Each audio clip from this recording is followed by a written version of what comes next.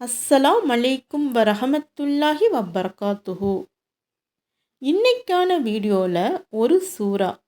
இந்த சூறாவை நம்ம ஓதும்போது இறைவன் நம்ம கூட நேரடியாக பேசுகிறான்.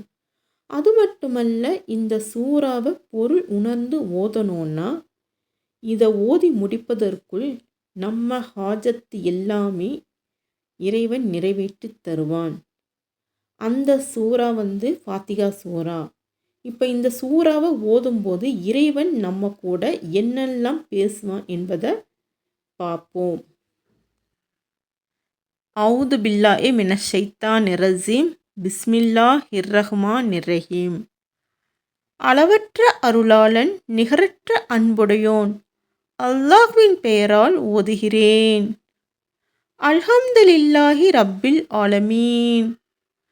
அனைத்து புகழும் அகிலத்தாரின் இரட்சகனாகிய அல்லாஹ்வுக்கே உரியது என ஒரு மனிதன் கூறும்போது, எனது அடியான் என்னை புகழ்ந்து விட்டான் என அல்லாஹ் கூறுகிறான்.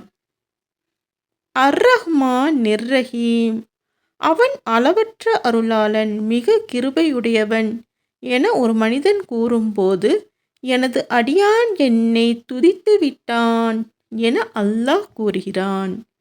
மாலிக் யௌமித்தீன்.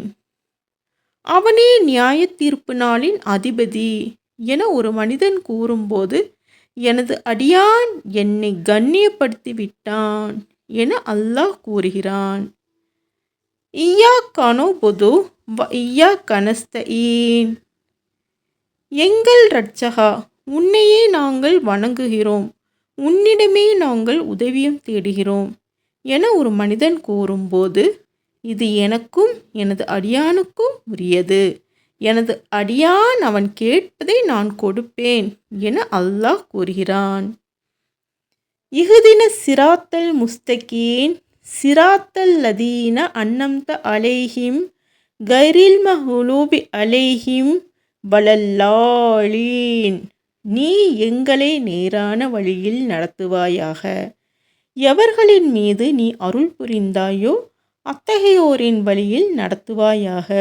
அது உன் கோபத்திற்குள்ளானவர்களான யூதர்களின் வழியுமல்ல, அன்றியும் வழிகேடர்களான கிறிஸ்தவர்களின் வழியுமல்ல என ஒரு மனிதன் கூறும்போது, இது எனது அடியானுக்கு உரியது, எனது அடியான் கேட்பதை நான் கொடுப்பேன் என அல்லாஹ் கூறுகிறான். இந்த சூறாவை ஓதும்போது இறைவன் என்ன சொல்கிறான்? நீங்கள் கேட்பதை நான் கொடுப்பேன் என்று இறைவன் சொல்கிறான்.